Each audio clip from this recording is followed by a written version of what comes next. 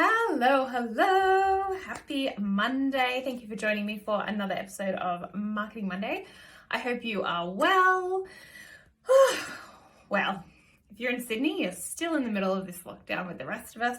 And I hope that you are keeping sane. I hope that you're keeping safe. And I hope that if you do need help in your business at this time, you reach out. If there's one thing I've learned from being in business, it's surrounding yourself with people that motivate you and inspire you to be better and help you in these times when, maybe your business is taking a bit of a turn, or you're just feeling quite isolated. It's really important to have that support crew around you. So please reach out if you don't have a support crew. Happy to be on your support crew and happy to help out if you need.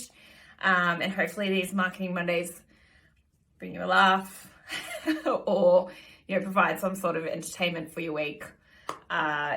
Reach out if you need anything.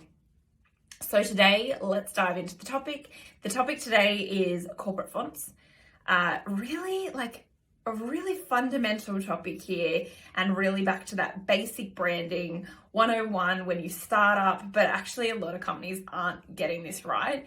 If you haven't gone down the path of having a full brand suite and knowing your colors, your fonts, and all of the things that come just with your brand more than just a logo, it's really important that you go down this path and you decide what font you want to associate with your business. So this is something I think it's really good if you haven't started in business yet, or you're just starting, or you're at the beginning. It's really important to put this in place early. But if you are further down the track, there's nothing wrong with implementing this now. So corporate fonts are really important, and there's a few things that you need to think about when you pick a corporate font, and that is pick a font family. Don't have all different fonts, because that gets confusing, and it'll be more confusing for you, confusing for anyone that comes into the team. When do I use this font here? When do I use that font there? It's just confusing. So pick a corporate font family. Then you have your bold, your italic, and all of the different things in the family.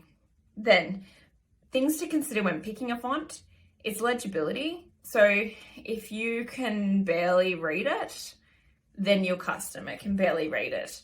Now, remember, we have 7 seconds to grab the attention of someone. On websites, on socials, it's probably less than 7 seconds, to be honest. Don't quote me on that.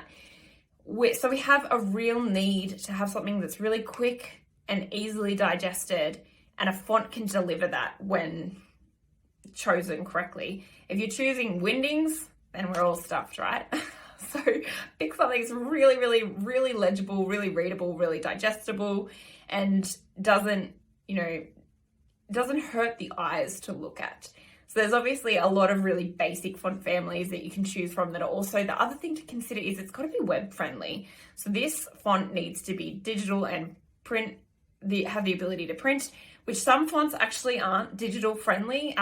When you do a little bit of research into this, which I expect you to do after you watch this video, if you don't already have a font family, you will realize that there's certain fonts that are much easier to have on your website and things like that. So they're just some things to consider. It's really important to choose a font, love that font. Not to say that if you're doing something really creative with your brand, that you might not chuck another font into a certain style or a certain look, but generally you always stick with the same thing. It's very rare that I change fonts unless, for example, if I gave Marketing Monday its own brand, I might have its own font for that.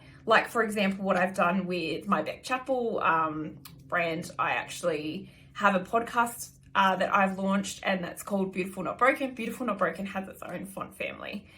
But other than that, I would highly recommend that you always stick to the same fonts, whether it be social media, print media, whatever you do, keep it the same. You can also make sure that you change your Outlook or your Gmail to have that font in it as well, which is also really important, once again, for that digital aspect of the font.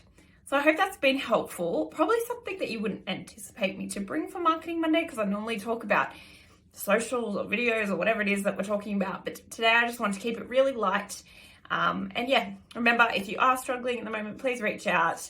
Make sure you lean on your support crew. They're probably needing you as much as you need them, and have a great week.